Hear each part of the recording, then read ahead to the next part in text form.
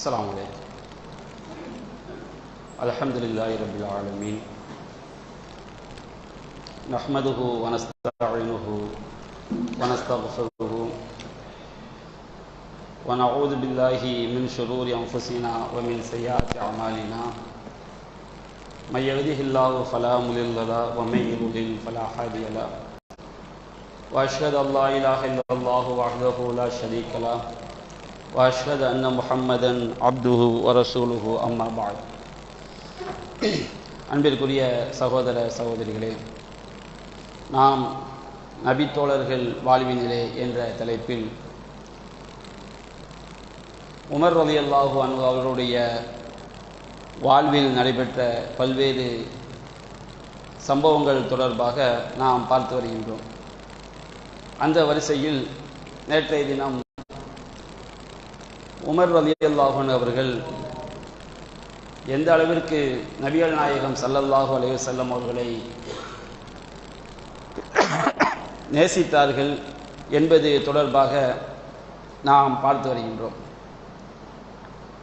இது தொடர்பாக சஹீஹுல் புகாரியில் 1229வது செய்தியாக பதிவு செய்யப்பட்டிருக்கிறது.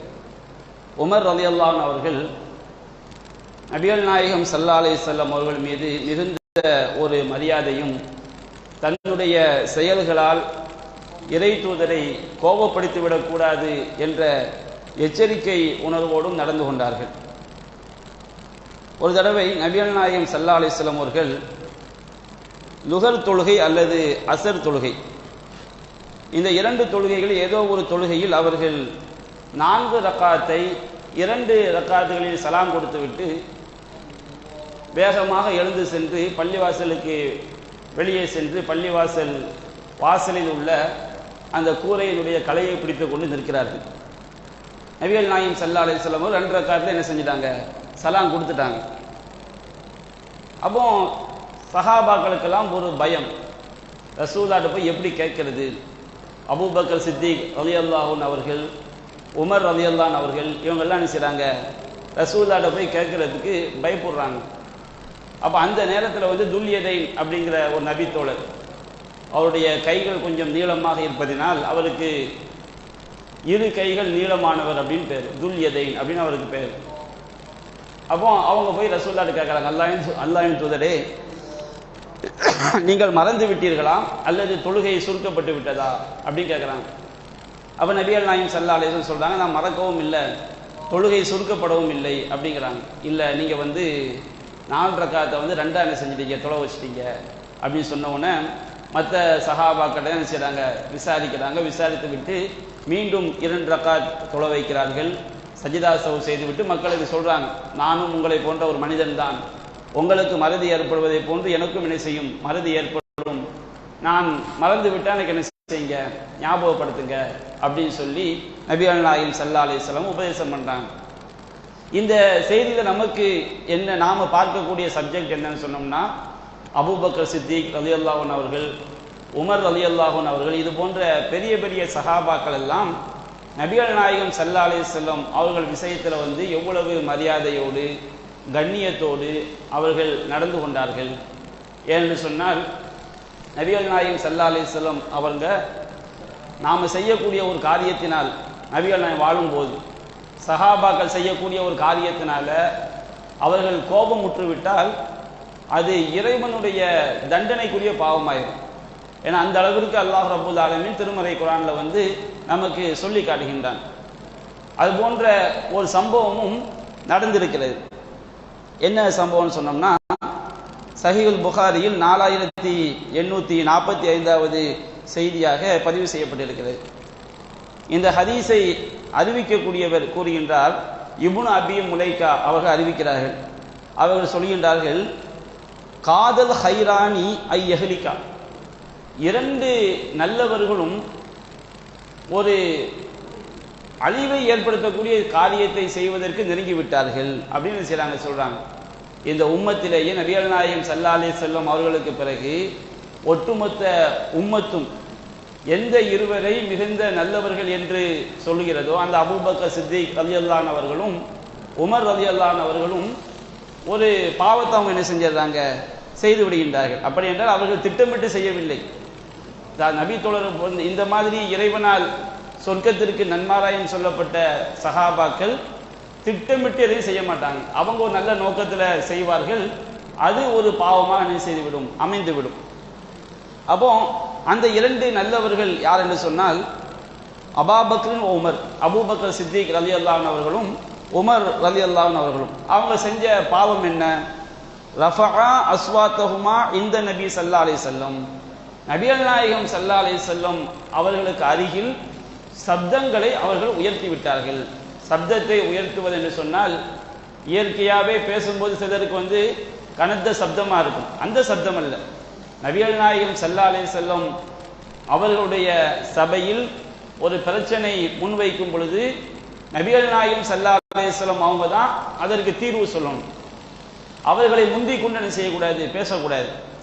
அதுபோல் நபிகள் நாயகம் ஸல்லல்லாஹு அலைஹி வஸல்லம் அவங்கள்ட்ட பேசும்போது ஒரு பணிவாக, கண்ணியமாக, மரியாதையாகத்தான் என்ன செய்ய வேண்டும், பேச வேண்டும். இதெல்லாம் மார்க்கம் சொல்லிக் கொடுக்கக்கூடிய ஒழுக்கங்கள். அப்ப இந்த சம்பவத்தை என்ன நடக்குன்னு சொன்னோம்னா, ரசூல் ஸல்லல்லாஹு அலைஹி வஸல்லம் அவங்கள்ட்ட பனு தமீம் அப்படிங்கிற கோத்திரத்தை சேர்ந்த ஒரு வாகன கூட்டம் வர்றாங்க.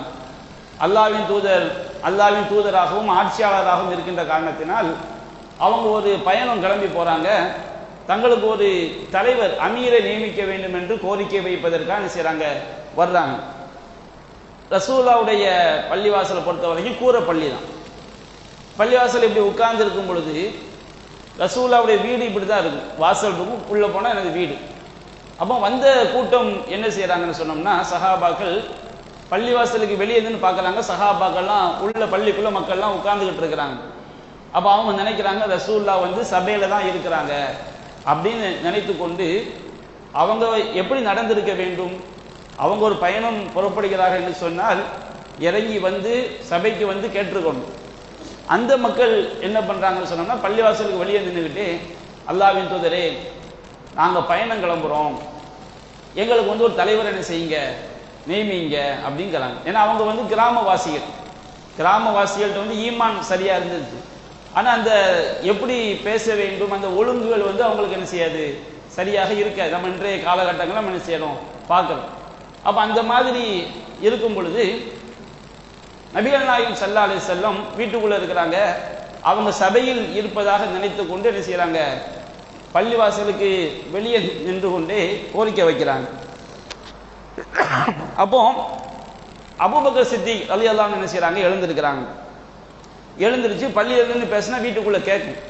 அப்போ அவங்க சொல்றாங்க, அக்ரவ் இப்னு ஹாபிஸ் அப்படிங்கிற ஒரு நபி தோழர், அவருடைய பெயரை சொல்லி இவரை நீங்க என்ன செய்யுங்க, தலைவரா போடுங்க அப்படின்னு என்ன செய்யறாங்க, ரசூலுல்லாஹ்க்கு சொல்றாங்க. கோரிக்கை வைக்கப்பட்டது நபிகள் நாயகம் ஸல்லல்லாஹு அலைஹி வஸல்லம் அவங்கள்ட்ட. அவங்க தான் அதற்கு வழிகாட்டணும், தீர்ப்பு சொல்லணும். இந்த அபூபக்கர் சித்திக் ரலியல்லாஹு அன்ஹு செய்றாங்கன்னா, முந்தி கொண்டு ஒருவருடைய பெயரை சொல்லி இந்த அக்ரவ் இப்னு ஹாபிஸ் அவங்கள நீங்க என்ன செய்யுங்க, தலைவரா போடுங்க அப்படிங்கிறாங்க. அப்போ உமர் ரலியல்லாஹு அன்ஹு அவங்க எழுந்து இன்னொருவர் பெயரை சொல்லி இவரை தலைவராக போடுங்கள் அப்படிங்கிறாங்க.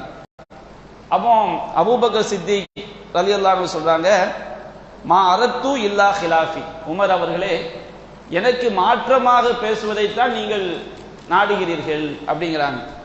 அப்போ உமர் ரலியல்லாஹு அன்ஹு சொல்றாங்க, மா அரத்து ஹிலாஃபக், உங்களுக்கு மாற்றமாக பேசுவதை நான் செய்யவில்லை, விரும்பவில்லை. ரசூலுல்லாஹ் சபைக்கு வந்துடுறாங்க. ரெண்டு பேருமே கவனிக்கல.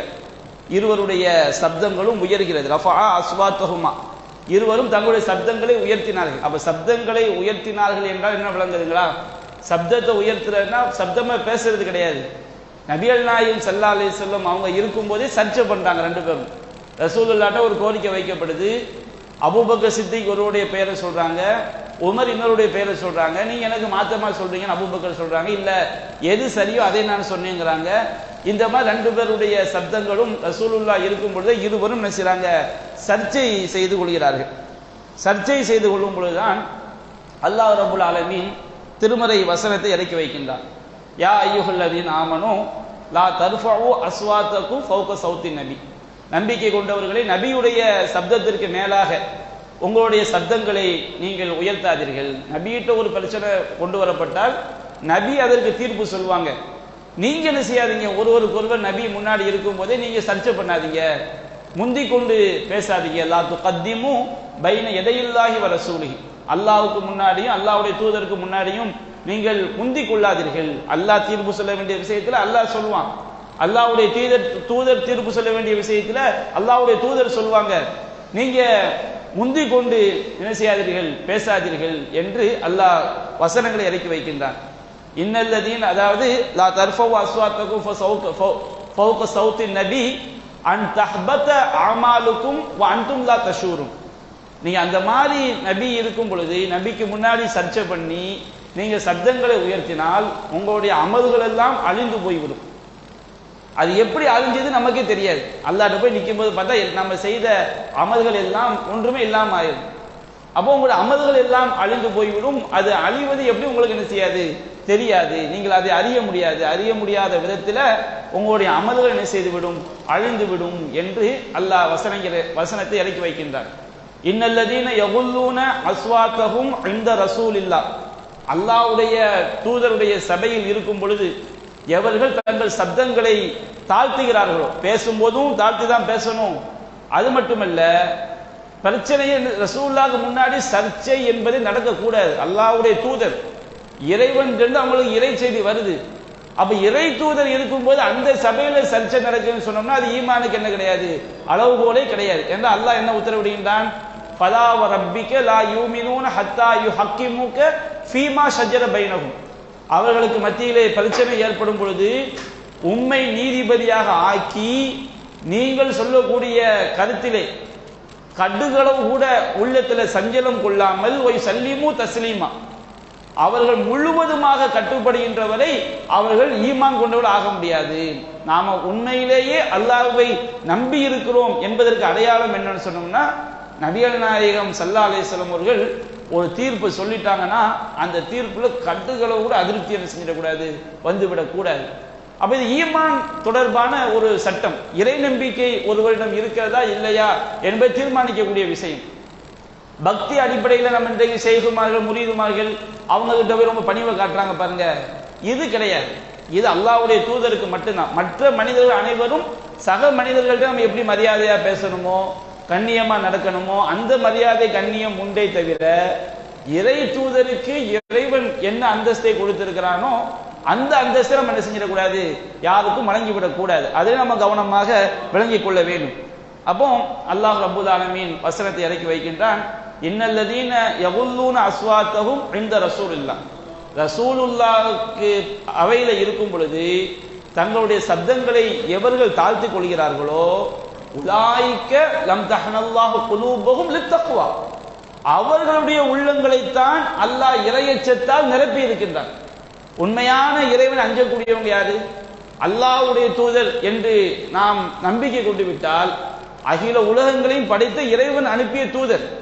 அப்ப அந்த இறைவன் அனுப்பிய தூதருக்கு என்று நாம் நம்பும் பொழுது அவங்களுடைய சபையில் என்ன செஞ்சிடக்கூடாது, எவர்கள் சப்தங்களை தாழ்த்தி கொள்கிறார்களோ அவர்களுடைய உள்ளங்களைத்தான் அல்லாஹ் இறையச்சத்தால் நிரப்பி இருக்கின்றான் என்று அல்லாஹ் வசனத்தை இறக்கி வைக்கின்றான். அப்ப இந்த வசனம் இறக்கி வைக்கப்பட்ட பிறகு இரண்டு நல்லவர்களுமே தங்களுடைய அந்த தவறுகளை என்ன செய்யறாங்க, வழங்கி கொண்டு அல்லாஹ்ட்ட தௌபா செய்யறாங்க. இது அவங்க அதாவது இறை தூதருக்கு மாறு செய்ய வேண்டும் என்ற எண்ணம் கடுகளவு கூட இது கிடையாது. இங்க நல்ல எண்ணத்தில் செய்யும் போது இறை தூதருக்கு முன்னாடி சர்ச்சை பண்ணக்கூடாது அப்படிங்கிற அந்த சட்டம் அங்கே என்ன செய்யப்படுகிறது, மீறப்படுகிறது. அல்லாஹ் சுட்டி காட்டியவுடன் முழுவதுமாக இறை வசனத்துக்கு அவங்க என்ன செஞ்சிடறாங்க, சரணடைந்து விடுகிறார்கள். இதுதான் நபி தோழர்கள்ட்ட உள்ள சிறப்பு.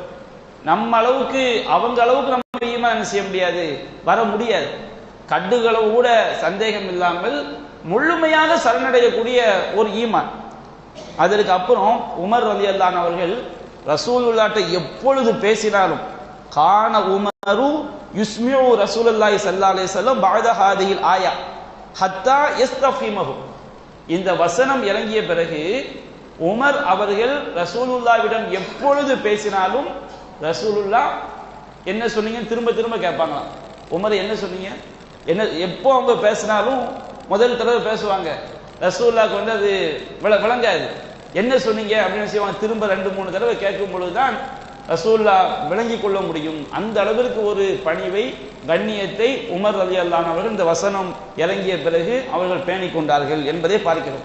அப்ப எந்த அளவிற்கு இறை வசனங்களுக்கு கட்டுப்படக்கூடியவர்களாக இருந்தார்கள் என்பதை நாம் சிந்திக்க கடமைப்பட்டிருக்கின்றோம். அதுபோன்று உமர் ரலியல்லாஹு அன்ஹு அவங்க இறை தூதர் ஸல்லல்லாஹு அலைஹி வஸல்லம் அவர்களை எந்த அளவிற்கு நேசித்தார்கள் என்பதற்கு இன்னொரு சான்று என்னன்னு சொன்னோம்னா, சஹீஹுல் புகாரில 4913வது செய்தியாக பதிவு செய்யப்பட்டிருக்கிறது. ஒரு தடவை நபிகள் நாயகம் ஸல்லல்லாஹு அலைஹி வஸல்லம் அவர்கள் தன்னுடைய மனைவியரை தலாக் விட்டுட்டாங்க அப்படிங்கிற ஒரு செய்தி மக்கள்கிட்ட பரவுது. தலாக் விடவில்லை, தலாக் விட்டதாக செய்தி என்ன செய்கிறது, சஹாபாக்கள் மத்தியில் அப்படியே பரவுது. அப்போ பரவியவுடன் உமர் ரலியல்லாஹு அன்ஹு அவர்கள் ரசூலுல்லாவை பார்க்கறதுக்காண்டி வர்றாங்க. ஒரு அதிர்ச்சி, ஏன்னா அவங்களுடைய மகளும் இருக்கிறாங்க, இன்னும் நிறைய குறைஷிக்குள்ள பெண்கள் இருக்கிறாங்க. எல்லாரும் இருக்கும் பொழுது ஒரு பயத்தோடும் அச்சத்தோடும் வர்றாங்க. ரசூல் ஸல்லல்லாஹு அலைஹி வஸல்லம் அவங்க கிட்ட வரும்போது அது ஒரு பெரிய சம்பவம். நமக்கு தேவையான ஒரு விஷயத்தை மட்டும் நம்ம என்ன செய்யறோம் பார்க்கிறோம். ரசூலுல்லாஹ்ட்ட அனுமதி கேட்கிறாங்க. நபிகள் நாயகம் ஸல்லல்லாஹு அலைஹி வஸல்லம் அனுமதி கொடுக்குறாங்க. அனுமதி கொடுத்த உடனே ரசூலுல்லாஹ்வுடைய வீட்டுக்குள்ள வர்றாங்க. வந்தால் நபிகள் நாயகத்துடைய நிலையை உமர் ரலியல்லாஹு அன்ஹு அவர்கள் நமக்கு எடுத்து சொல்றாங்க. வ இன்னஹு லஅலா ஹஸீர். நபிகள் நாயகம் ஸல்லல்லாஹு அலைஹி வஸல்லம் அவர்கள் ஒரு கயிற்று கட்டிலின் மீது என்ன செய்கிறார்கள், படுத்து கிடக்கிறார்கள். அவங்க ஒரு கயிற்று கட்டின் மீது படுத்திருக்கின்றார்கள். மா பைனஹு வ பைனஹு ஷைஉ. வெறும் கயிறு தான். அந்த ரசூலுல்லாஹ்வுடைய செவந்த மேனிக்கும் அந்த கயிறுக்கு மத்தியில எதுவுமே கிடையாது. நம்ம இன்னைக்கு பஞ்சு மெத்தை போட்டிருக்கோம், பாய் போட்டிருக்கோம், குறைஞ்சபட்சம் ஒரு போர்வையால் என்ன செய்வோம், விரிச்சு படுப்போம். ஆனால் வெறும் கயிற்று கட்டில். கயிற்று கட்டில் எப்படி இருக்கும், இடையில நிறைய கேப் போட்டு தான் என்ன செய்வாங்க, அந்த கயிறை வச்சு முறுக்கி பின்னி இருப்பாங்க. அப்போ ரசூலுல்லாஹ்வுடைய செவந்த மேனிக்கும் அந்த கட்டிலுக்கு மத்தியில் எந்த விதமான ஒரு விரிப்பும் என்ன செய்யாது, கிடையாது. ஓ தஹ்த ரஸிஹி விசாதத்தும் மின் அதமி. அவங்களுடைய தலையணை தலைக்கு கீழே ஒரு பதனிடப்படாத தோல் தலையணை. அந்த தலையணைக்கு உள்ள என்ன வைத்திருக்கப்பட்டிருக்கிறது சொன்னா ஹஷூஹா லீஃபுன். அதுக்குள்ள பேரித்த மர ஓலைகள் இருக்கு பாருங்க, அந்த ஓலைகளை எடுத்து அந்த தோல் பைக்குள்ள வச்சு, அதுதான் ரசூலுல்லாஹ்வுடைய தலையணை. இந்த ரிஜ்லைஹி கரலன் மஸ்பூபன். அவங்களுடைய கால்கள் பக்கத்துல கருவேல மரத்தினுடைய இலைகள் என்ன செய்யப்பட்டிருக்கு, ஒரு சுகத்துக்காக கொட்டப்பட்டிருக்கிறது. இந்த ரஹிசிஹி அஹபும் அல்லகா. ரசூலுல்லாஹ்வுடைய தலைக்கு மேல ஒரு தோல் பை தொங்கிக் கொண்டிருக்கிறது. அது கூட பதனிடப்படாத ஒரு தோல் பை, தண்ணி என்ன செய்வாங்க, கட்டி வச்சிருப்பாங்க. அப்ப இந்த காட்சியை உமர் ரலியல்லாஹு அன்ஹு அவர்கள் பார்த்து விட்டு அவங்க சொல்றாங்க, ஃபரைது அஸ்ரல் ஹஸீரி ஃபி ஜம்பிஹி. ரசூலுல்லாஹ்வுடைய அந்த சிவந்த மேனியில அந்த கயிற்று கட்டிலுடைய அந்த வரிகள் அப்படியே பதிந்து, அந்த வரிகள் எல்லாம் அப்படியே இருக்கிறது. அப்ப இதை பார்த்து விட்டு ஃபபகைது, உமர் ரலியல்லாஹு அன்ஹு என்ன செய்றாங்க, அப்படியே கண்ணீர் விட்டு அழுகுறாங்க. அவங்க எந்த விஷயத்தை பேச வந்தாங்களோ அதை மறந்துடுறாங்க, மறந்துட்டு அப்படியே அழுகுறாங்க. அப்ப ரசூலுல்லாஹ் கேட்குறாங்க, மா யுபுகிக், உமர் அவர்களே உங்களை எது அழ வைத்தது அப்படின்னு கேட்டவுடனே அவங்க சொல்றாங்க, யா ரசூலல்லாஹ் இன்ன கிஸ்ரா வ கைசர் ஃபீமாஹும் ஃபீ. கிஸ்ரா கைசர் போன்ற மன்னர்கள், ரோம் பாரசீக மன்னர்கள், ரசூலுல்லாஹ் மதீனாவில் ஆட்சி நடக்கும் பொழுது சுற்றி உள்ள ஆட்சி ரோமாபுரி ஆட்சி, பாரசீகர்களுடைய ஆட்சி. அவங்களெல்லாம் எவ்வளவு பெரிய ஒரு அந்தஸ்து இருக்கிறார்கள். அந்த ரசூலுல்லாஹ், நீங்க அல்லாஹ்வுடைய தூதராக இருக்கிறீர்கள், உங்களுக்கு இப்படிப்பட்ட ஒரு நிலையா அப்படின்னு சொன்னவன நபிகள் நாயகம் அவங்களுக்கு சொல்லி கொடுக்குறாங்க, அம்மா தர்லா அன் தக்கூன லஹுமுத் துன்யா வதனா ஆகிரா. உமரே நீங்கள் புரிந்து கொள்ளவில்லையா, அந்த ரோம் பாரசீகம் அந்த பெரிய பெரிய மன்னர்களுக்கெல்லாம் இந்த உலகம்தான் அவங்களுக்கு சொர்க்கம் என்பது, இந்த உலகம்தான். வலனால் ஆகிரா, நமக்கு இந்த உலகம்லாம் நம்முடைய லட்சியம் கிடையாது, நமக்கு மறுமைதான் லட்சியம் என்று நபிகள் நாயகம் ஸல்லல்லாஹு அலைஹி வஸல்லம் அவர்கள் உமர் ரலியல்லாஹு அன்ஹு அவர்களுக்கு இந்த நம்முடைய நோக்கம் என்ன என்பதை என்ன செய்றாங்க, சொல்லி கொடுக்குறாங்க. அப்ப இந்த சம்பவத்தை எடுத்து பாருங்க. உமர் ரலியல்லாஹு அன்ஹு அவர்கள் நபிகள் நாயகம் ஸல்லல்லாஹு அலைஹி வஸல்லம் அவங்களுடைய நிலையை கண்டு அப்படியே கண்ணீர் வடிக்கிறார்கள் என்று சொன்னால் அவங்க எந்த அளவிற்கு பாசம் வைத்திருந்தார்கள் என்பது நமக்கு என்ன செய்கிறது, இந்த சம்பவம் தெளிவாக எடுத்து காட்டுகிறது. அதே போன்று இஸ்லாமிய வரலாறுகளில் வந்து நபிகள் நாயகம் ஸல்லல்லாஹு அலைஹி வஸல்லம் அவருடைய வரலாற்றை நாம் படிக்கும் பொழுது உமர் ரலியல்லாஹு அன்ஹு, அபூபக்கர் சித்திக் ரலியல்லாஹு அன்ஹு இவங்களை தவிர்த்து விட்டு ரசூலுல்லாஹ்வுடைய வரலாறை சொல்லவும் முடியாது. அதே போன்று இந்த சஹாபாக்களுடைய வரலாறை நாம் தெரியும் பொழுது நபிகள் நாயகத்தோடு அவங்க வாழ்ந்த பல்வேறு வரலாற்று சம்பவங்கள் இணைந்து என்ன செய்யும் வரும். அதுல ஒரு விஷயம் என்னவென்று சொன்னால், பத்ரு போர் விஷயத்துல வந்து நடந்த ஒரு சம்பவம். பத்ரு போர் நாம் எல்லாம் கேள்விப்பட்டிருப்போம். முஸ்லிம்கள் வந்து 300க்கும் கொஞ்சம் அதிகமாக தான் செஞ்சாங்க, இருந்தாங்க. எதிரி படைகள் 1300 பேருக்கு அதிகமாக செய்தார்கள், இருந்தார்கள். அந்த போர்ல வந்து அல்லாஹ் ரப்புல் ஆலமீன் முஸ்லிம்களுக்கு மிகப்பெரிய வெற்றியை அல்லாஹ் கொடுக்கின்றான். அப்ப வெற்றியை கொடுக்கும் பொழுது காஃபிர்கள்ல 70 பேர் கொல்லப்படுறாங்க, 70 பேர் செய்யப்படுறாங்க, கைது செய்யப்படுறாங்க.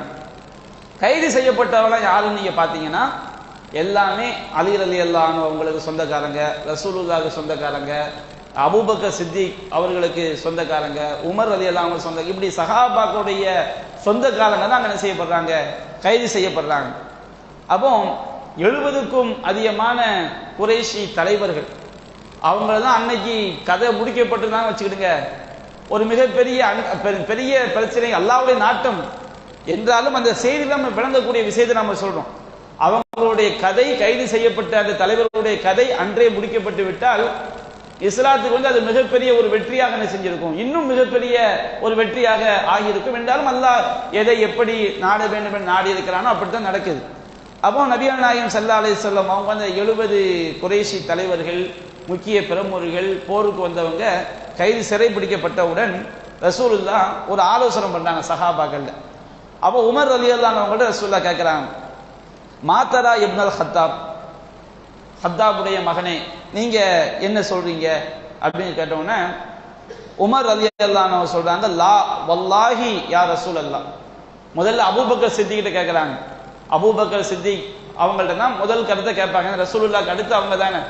அவங்க அபூபக்கர் சித்திக் ரலியல்லாஹு அன்ஹு இறை தூதர் கிடையாது, இறை தூதர் அந்தஸ்துக்கு நாம் உயர்த்தி விடவும் கூடாது. என்றாலும் ரசூலுல்லாஹ்க்கு அடுத்து சிறந்தவங்க யாரு தான், அபூபக்கர் சித்திக் ரலியல்லாஹு அன்ஹு அவங்க தான். அப்ப அவங்கள்ட்ட கேட்கறாங்க. அவங்க ஒரு கருத்து சொல்றாங்க, இவர்கள் எல்லாம் நம்முடைய சொந்தக்காரங்க, நம்முடைய தந்தையின் உடன் பிறந்த சகோதரர்கள், அவங்களுடைய பிள்ளைங்க, நம்ம அண்ணன் தம்பி இவங்க தான் இருக்கிறாங்க. நாம வேற ரொம்ப வறுமையில் இருக்கிறோம்.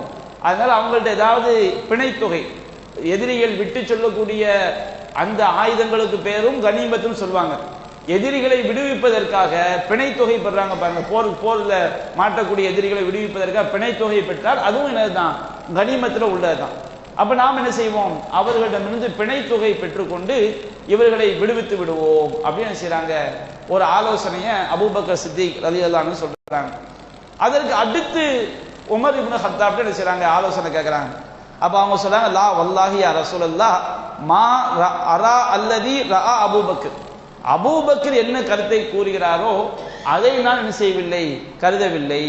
வலாக்கின்னி அரா அன் துமக்கின்னா, நீங்க வந்து எங்களுக்கு ஒரு வாய்ப்பை ஏற்படுத்தி தர வேண்டும்.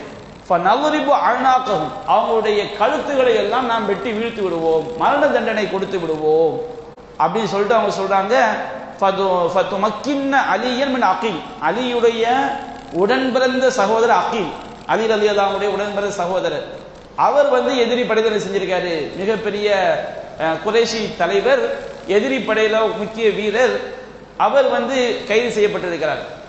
அப்போ அலி ரலியல்லாஹு அன்ஹு அவர்கள் இந்த தன்னுடைய உடன்பிறந்த சகோதரர் அகீல் அவருக்கு என்ன செய்யணும், இவர் மரண தண்டனை இவருடைய கையால் நிறைவேற்ற வேண்டும்.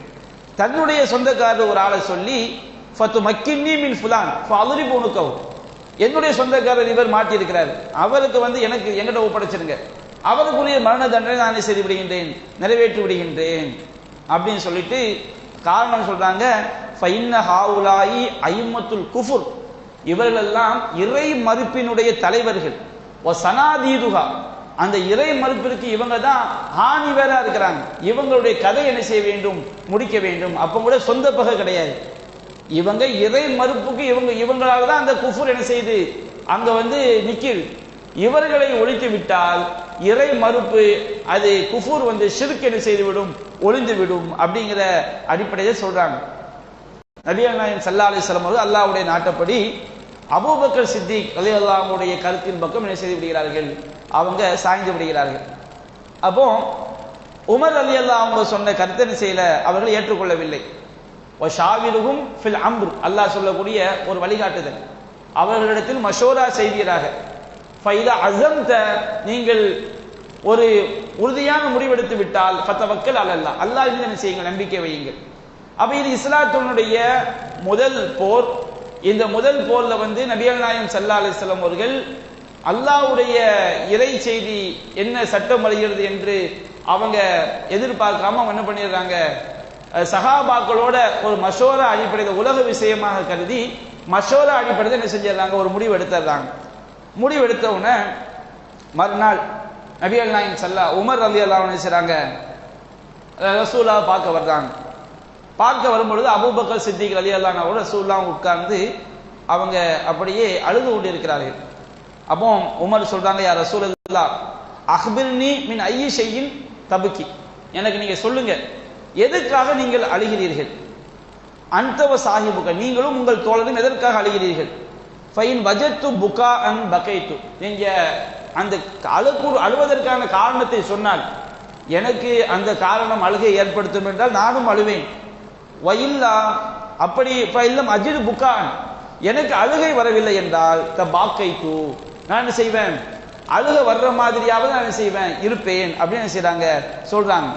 சொன்ன உடனே த பாக்கைத்து நீ புகாயிக்குமா, உங்கள் இருவரின் அழுகையின் காரணமாக நான் என்ன செய்வேன், அழுக வர்ற மாதிரி நானும் ஆயிடுவேன் அப்படிங்கிறாங்க. அப்போ நபிகள் நாயகம் ஸல்லல்லாஹு அலைஹி வஸல்லம் சொல்றாங்க, அபுகி அல்லதி அரல அலைய அஸ்ஹாபுக மின் அஹ்ரிஹிமுல் ஃபிதா, நான் எதற்காக அழுகிறேன்னு சொன்னால் உன்னுடைய தோழர்கள் எதிரிகளிடமிருந்து பிணைத்தொகை பெற்றுக்கொண்டு அவர்களை விடுவிக்கலாம் என்று சொன்னார்களே, அதற்காக நான் செய்ய அழுகின்றேன். இப்படி அவங்க சொன்னதுனால உரில அலைய அதாபுகும் அதுனாமின் ஹாதி ஷஜரா, அவர்களுக்குரிய வேதனை தண்டனை பக்கத்தில் ஒரு மரம் இருக்கு, இந்த மரத்துக்கு பக்கத்தில் அவங்களுடைய கருத்தை நான் ஏற்றுக்கொண்டதற்காக, இந்த கருத்தை அவர்கள் சொன்னதற்காக அவர்களுக்கு என்ன தண்டனை என்பது இந்த மரத்துக்கு பக்கத்தில் என்ன செய்யப்படுது, எனக்கு காட்டப்பட்டுச்சு. அதனால நான் என்ன செய்யறேன், அந்த வேதனை அல்லாஹ் தண்டிக்கல. ஏன் அல்லாஹ் தண்டிக்கலன்னு சொன்னோம்னா, அந்த பின்னாடி வசனத்தில் அல்லாஹ் இறக்கி வைக்கின்றான், அவர்களுக்கு என்ன வேதனை என்பது மரத்துக்கு அருகில் எனக்கு காட்டப்பட்டுச்சு. அந்த விஷயத்தை நான் அபூபக்கர்ட்ட சொன்னேன். ஆக நம்ம எடுத்த முடிவு தவறான முடிவாக ஆகிவிட்டது என்று நாங்கள் இருவரும் அழுதோம் என்று சொல்லிவிட்டு அல்லாஹ் ரப்பல் ஆலமீன் இறக்கிய வசனத்தை அல்லாஹ் நபிகள் ஓதி காட்டுறாங்க. மாகானலின் நபியி வல்ல மாகானலி நபியின் ஐயக்கூன லஹு அஸ்ரா ஹத்தா யுஸ்ஹின ஃபில் அர்த், ஒரு நபியை அல்லாஹ் ஒரு ஊருக்கு அனுப்புனானா அந்த ஊர்ல வலிமையான ஆட்சி வர்ற வரைக்கும் அந்த நபி என்ன செய்யக்கூடாது, எதிரிகளோடு போர் ஏற்பட்டால் கைது பண்ணக்கூடாது. அந்த நபியோட போருக்கு வர்றவங்க கண்டிப்பா யாரா தான் இருப்பாங்க, குஃப்ருடைய தலைவர்களாக தான் இருப்பாங்க, குஃப்ருல பிடிமானம் உள்ளவங்களா தான் இருப்பாங்க. அப்ப நபிக்கு என்ன கடமைன்னு அல்லாஹ் சொல்றான், ஒரு நபியை அல்லாஹ் ஒரு ஊருக்கு அனுப்பிட்டான்னு சொன்னோம்னா அந்த நபி எதிரிகளோடு அந்த நபிக்கு போர் செய்யக்கூடிய நிலைமை வந்தால் ஆட்சி ரொம்ப ஸ்ட்ராங்கா ஆகிற வரைக்கும் எதிரிகளோட யுத்தம் நடக்கும் பொழுது யுத்தத்தில் கைது செய்யப்படக்கூடியவங்களை விடுவிக்கலாம் கூடாது, பிணைத்தொகையெல்லாம் பெறக்கூடாது, எதிரிகளை அழிச்சிடணும். எப்போ ஒரு அவங்கள்ட்ட பிணைத்தொகை பெறலாம்னு சொன்னோம்னா ஆட்சி எல்லாம் நல்ல வலிமை ஆயிடுச்சு, நம்மளை யாரும் அசைக்க முடியாது, பவர்ஃபுல் சக்தி ஆயிட்டோம். இப்ப நம்ம பிணைத்தொகையை வாங்கிட்டு இவங்களை விடுறதுனா நமக்கு இவங்க போய் செயல்பட்டா கூட நம்மளை அசைக்க முடியாது. அப்படிங்கிற ஒரு சூழல் வந்த பிறகுதான் ஒரு நபி என்ன செய்யலாம், பிணைத்தொகை பெறலாம் என்று அல்லாஹ் ரப்பல் ஆலமீன் திருமறை வசனத்தை இறக்கி வைக்கின்றான். அப்ப அல்லாஹ் அப்படி சொல்லிவிட்டு அல்லாஹ் கூறுகின்றான், லவ்லா கலிமத்தும் மினல்லாஹி சபக, அல்லாஹ்விடமிருந்து ஒரு வார்த்தை முந்தி விட்டது. சஹாபாக்களுக்கு தெரியாது என்ன வார்த்தைன்னு சொல்லி, ஆனால் ரசூலுல்லாஹ்வுடைய உம்மத்துக்கு கனிமத் ஹலால் என்று அல்லாஹ் செய்து விட்டான், அதற்கு முன்பாகவே முடிவெடுத்து விட்டான். அது சட்டமா அல்லாஹ் இறக்கி வைக்கல. அந்த மாதிரி ஒரு சட்டத்தை உங்களுக்கு நான் முந்திட்டேன், நான் என்னுடைய விதியில எழுதி வைத்து விட்டேன். லவ்லா கலிமத்து மினல்லாஹி சபக, அல்லாஹ்விடமிருந்து ஒரு கட்டளை முந்தி இருக்காவிட்டால் லமஸ்ஸகும் ஃபீமா அஃபல்தும் மின் அதாபின் அதீம், நீங்க ஈடுபட்ட காரியத்திற்காக பயங்கரமான வேதனை உங்களை பீடித்திருக்கும். ஆனா அல்லாஹ் ரப்பல் ஆலமீன் என்ன செய்து விட்டான், அவனுடைய விதியில வந்து ரசூலுல்லாஹ்வுடைய உம்மத்துக்கு கனிமத் ஹலால் என்பதை முன்கூட்டி அல்லாஹ் தீர்மானித்து விட்டான். இந்த பத்ர் யுத்தத்தை அடிப்படையாக வைத்து அந்த விஷயத்தை கனிமத் ஹலால் என்பதை அல்லாஹ் சட்டத்தை அல்லாஹ் இறக்கி வைக்கின்றான். ஃபகுலு மிம்மா கனிம்தும், நீங்கள் கனிமத்தாக பெற்றுக்கொண்டதிலிருந்து என்ன செய்யுங்கள், சாப்பிடுங்கள். அப்படிங்கிற ஹலாலம் தய்யிபன், அது உங்களுக்கு ஹலால் பரிசுத்தமானது என்று அல்லாஹ் கனிமத்தை ஹலாலாக்கி அந்த வசனத்தை அல்லாஹ் என்ன செய்கின்றான், இறக்கி வைக்கின்றான்.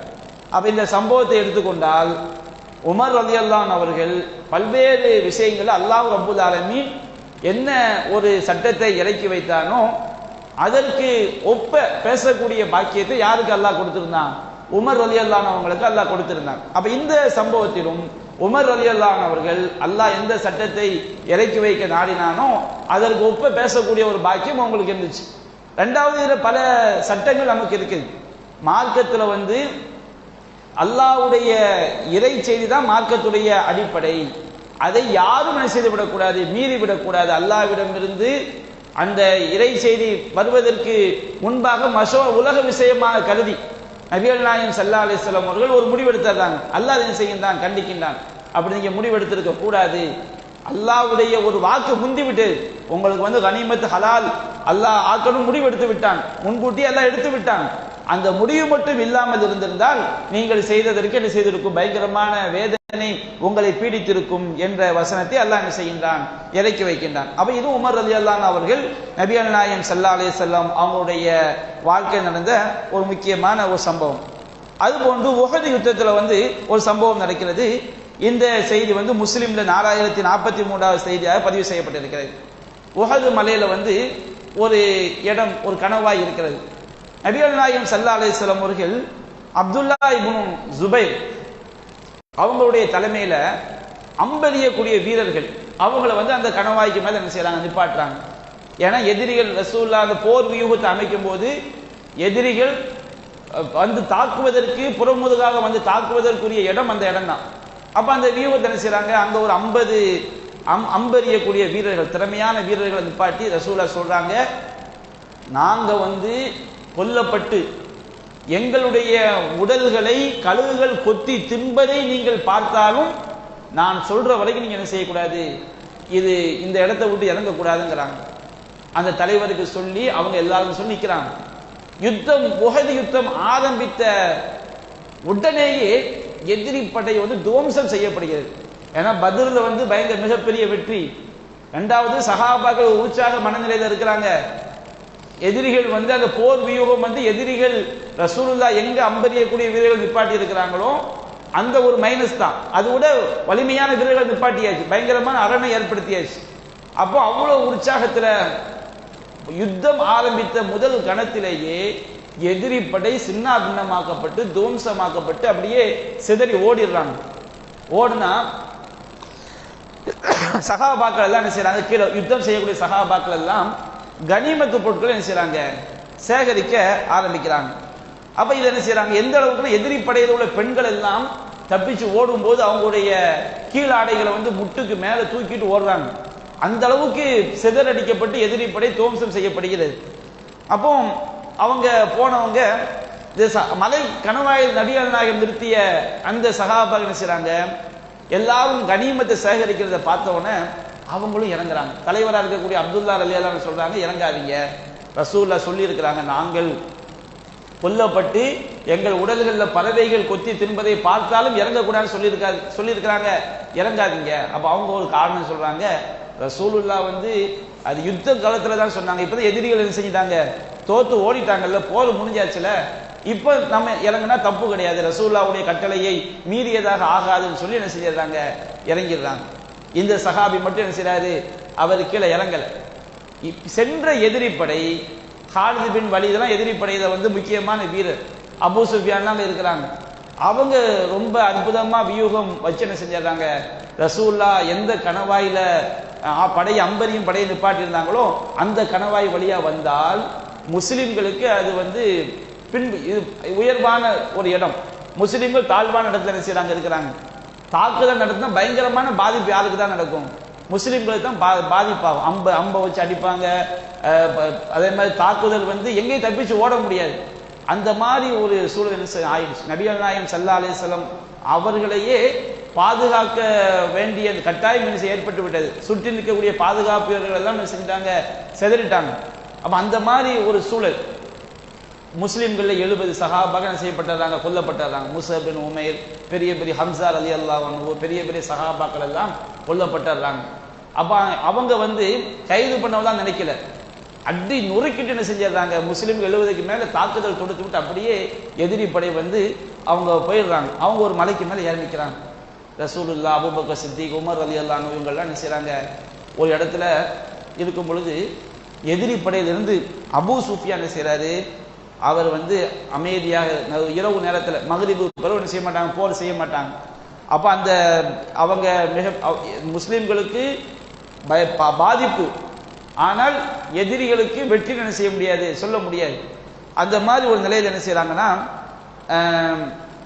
அபூ சுஃபியான் அவர் கேட்கிறார் அந்த மக்ரிபுக்கு பிறகு, அஃபீக்கும் அஃபில் கௌமி முஹம்மத், இந்த கூட்டத்தில் முஹம்மது ஸல்லல்லாஹு அலைஹி வஸல்லம் இருக்கிறாங்களா? அவங்க ஸல்லல்லாஹு அலைஹி வஸல்லம் சொல்ல மாட்டாங்க, இந்த கூட்டத்தில் முஹம்மது இருக்கிறாரா அப்படின்னு கேட்குறாங்க. அப்போ ரசூலுல்லாஹ் சஹாபாக்கள் சொல்றாங்க, யாரும் பதில் சொல்லாதீங்க, அமைதியா இருங்கிறாங்க. அடுத்து அஃபில் கௌமி இப்னு அபி குஹாஃபா, அபூ குஹாஃபாவுடைய மகன் அந்த கூட்டத்தில் இருக்கிறாரா அப்படிங்கிறாங்க. அபூபக்கர் சித்திக் ரசூலுல்லாஹ்க்கு அடுத்து. அப்போ ரசூலுல்லாஹ் சொல்றாங்க, லா துஜீபு, யாரும் பதில் சொல்லாதீங்க. அஃபில் கௌமி இப்னு அல் ஹத்தாப், அந்த கூட்டத்தில் ஹத்தாபுடைய மகன் இருக்கிறாரா? அப்போ ரசூலுல்லாஹ் சொல்றாங்க, பதில் சொல்லாதீங்க, அமைதியா இருங்கிறாங்க. அப்போ அபூ சுஃபியான் சொல்றாரு, இன்ன ஹாவுலாயி குத்திலு, பதிலே வல்ல, அப்ப இவர்கள் எல்லாம் என்ன செய்யப்பட்டு விட்டார்கள், கொல்லப்பட்டு விட்டார்கள் அப்படின்னு சொல்லி அபூ சுஃபியான் சொல்றாரு, ஃபலவ் கானு அஹ்யா, அவர்கள் உயிரோடு இருந்திருந்தால் ல அஜாபு, அவங்க பதில் சொல்லி இருப்பாங்களே, பதில் வல்லிய, அப்ப இவங்க எல்லாம் கொல்லப்பட்டு விட்டார்கள், இஸ்லாத்துடைய கதை என்ன செஞ்சாச்சு, முடிஞ்சாச்சு அப்படிங்கிற கருத்துல அபூ சுஃபியான் சொல்றாரு. அப்ப இப்படி சொன்ன உடனே ஃபலம் எம்லிக் உமர் நஃப்ஸஹு, உமர் தன்னை கட்டுப்படுத்தி கொள்ள முடியவில்லை. அவர் சொல்றாரு, கதப்த யா அதுவல்லாஹ், அல்லாஹ்வுடைய எதிரியே நீ பொய் சொல்லிவிட்டாய், அபுகல்லாஹு அலைக மா யுஹ்ஸிக், உனக்கு எது கவலையை தருமோ அதை அல்லாஹ் தங்க வைத்திருக்கின்றான், இறைவன் அவர்களை உயிரோடு தான் வைத்திருக்கின்றான் அப்படின்னு சொன்ன உடனே இப்னு கமியாங்கிறவன் தான் போய் அபூ சுஃபியான், அவங்க ஒரு காஃபிர், நான் இந்த 3 பேரையும் கொன்னுட்டேன்னு சொல்லியிருக்கான். அப்ப அபூ சுஃபியான் சொல்றாரு, உஹுது ஹுபல் அப்படிங்கிறார். அதாவது உமரை பார்த்து சொல்றாரு, நீ சொல்வது உண்மையாத்தான் இருக்கும். அந்த இப்னு கமியாங்கிறவன் இவங்கெல்லாம் மௌத்தாயிட்டாங்க சொன்ன அவனை விட உன்னை நான் நம்புகிறேன், நீ சொல்றது உண்மைதான் அப்படின்னு சொல்லிட்டு அவர் சொல்றாரு, உஹுது ஹுபல், ஹுபல் மேலோங்கி விட்டார் அப்படிங்கிறாங்க. ஹுபல்ங்கிறது அவங்க வணங்கக்கூடிய ஒரு சிலை, அந்த ஹுபல் மேலோங்கி விட்டார் அப்படின்னு சொன்ன உடனே இப்ப ரசூல் ஸல்லல்லாஹு அலைஹி வஸல்லம் ஷிர்க்க பத்தி வரும்போது நபிகள் நாயகம் ஸல்லல்லாஹு பொறுமையா இருக்க மாட்டாங்க. அப்ப அவங்க சொன்னாங்க, அஜீபு, அவருக்கு பதில் சொல்லுங்கள் அப்படின்னு சொன்ன உடனே கேட்கிறாங்க, யார் ரசூலுல்லாஹ், மா நகூல், நாங்க என்ன பதில் சொல்றது, நீங்க சொல்லுங்க. கூலு அல்லாஹு அலா வஜல், அல்லாஹ் தான் மிகவும் உயர்ந்தவன், அவன்தான் கண்ணியத்திற்குரியவன் என்று பதில் சொல்லுங்கள் அப்படின்னு சொன்ன உடனே அந்த பதில் என்ன செய்யறாங்க, சஹாபாக்கள் சொல்றாங்க. அபூ சுஃபியான் சொல்றாரு, லனல் உஸ்ஸா வலா உஸ்ஸா லக்கும், எங்களுக்கு உஸ்ஸா இருக்கிறாங்க, உங்களுக்கு உஸ்ஸாவெல்லாம் கிடையாது அப்படின்னு செய்றாரு சொல்றாரு. அப்போ நபியான பதில் சொல்றாங்க, அவருக்கு பதில் சொல்லுங்கள். நாங்கள் எப்படி பதில் சொல்லுவேன் கேட்ட உடனே நீங்க சொல்லுங்க, கூலு அல்லாஹு மௌலானா, அல்லாஹ் தான் எங்களுடைய பாதுகாவலன், வலா மௌலாலக்கும், உங்களுக்கு எந்த ஒரு பாதுகாவலரும் கிடையாது என்று என்ன செய்யுங்கள், பதில் சொல்லுங்கள் அப்படின்னு சொல்றாங்க. அடுத்து அபூ சுஃபியான் சொல்றாரு, யௌமு பத்ரின், இந்த நாள் என்பது பத்ருடைய நாளுக்கு பகரமாகிவிட்டது. வல் ஹர்பு சிஜால், யுத்தம் என்பது கிணற்று வாளி மாதிரி தான். ஒரு தடவை நீங்க ஜெயிச்சா இன்னொரு தடவை நாங்க என்ன செய்வோம், ஜெயிப்போம், நீங்க ஜெயிச்சதுனால சத்தியம் என்பது இல்லைங்கிற கருத்துல சொல்றாரு. யுத்தம் என்பது கிணற்று வாளியை போன்றுதான் அப்படின்னு சொன்ன உடனே நபிகள் நாயகம் பதில் சொல்றாங்க, அப்படி கிடையாது, உங்களில் கொல்லப்பட்டவர்கள் நரகத்தில் இருக்கிறார்கள், எங்களில் கொல்லப்பட்ட எங்க இருக்கிறாங்க, சொர்க்கத்தில் இருக்கிறார்கள். ரெண்டும் என்ன கிடையாது, இந்த உலகத்துல வேணா வெற்றி தோல்வி மாறி மாறி வரலாம், ஆனா உங்களில் கொல்லப்பட்டவங்க நரகத்தில் இருக்கிறாங்க, எங்களில் கொல்லப்பட்டவங்க வந்து சொர்க்கத்தில் இருக்கிறார்கள் அப்படிங்கிற அந்த பதில் என்ன செய்றாங்க சொல்றாங்க. நீங்கள் நாங்களும் சமம் கிடையாது, உங்களில் கொல்லப்பட்டவர்களும் எங்களில் கொல்லப்பட்டவர் சமம் கிடையாது அப்படிங்கிற பதிலை சொல்லி கொடுக்குறாங்க. அப்ப இந்த சம்பவத்துல பாருங்க, நபிகள் நாயகம் ஸல்லல்லாஹு அலைஹி வஸல்லம் அவங்க கொல்லப்பட்டதாக செய்தி பரவக்கூடிய நேரத்திலையும் உமர் ரலியல்லாஹு அன்ஹு அவர்கள் அந்த ரசூலுல்லாஹ் மௌத்தாயிட்டாங்க, அபூபக்கர் சித்திக் மௌத்தாயிட்டாங்க, இப்னு ஹத்தாப் உமர் ரலியல்லாஹு அன்ஹு அவங்க மௌத்தாயிட்டாங்க செய்தி பரவும் போது அவங்க தன்னையே கட்டுப்படுத்த முடியாம அவங்க என்ன செய்றாங்க, பதில் சொல்றாங்க. நபிகள் நாயகம் ஸல்லல்லாஹு அலைஹி வஸல்லம் அதை என்ன செய்யல, தடுக்கவில்லை. அப்ப இந்த அளவிற்கு இஸ்லாத்தின் மீது நபிகள் நாயகம் ஸல்லல்லாஹு அலைஹி வஸல்லம் அவர்கள் மீது மார்க்கத்தை மேலோங்க செய்ய வேண்டும் என்பதற்காக உமர் ரலியல்லாஹு அன்ஹு அவர்கள் பல்வேறு தியாகங்களை, மன உறுதியை உடைய ஒரு சஹாபியாக நபி தோழராக திகழ்ந்திருக்கிறார்கள். இன்னும் அவங்களுடைய வாழ்க்கையில பல்வேறு நிகழ்வுகள் அவங்களுடைய மகத்துவத்தை காட்டக்கூடிய வகையில் இருக்கிறது. இன்ஷா அல்லாஹ் வரக்கூடிய நாட்களில் நாம் அவற்றை தொடர்ச்சியாக விரிவாக காண்போம். வாஹிரு தஅவானா அல்ஹம்துலில்லாஹி ரப்பில் ஆலமீன். அஸ்ஸலாமு அலைக்கும். அன்பிற்குரிய சகோதரர்களே, இந்த ஃபேன்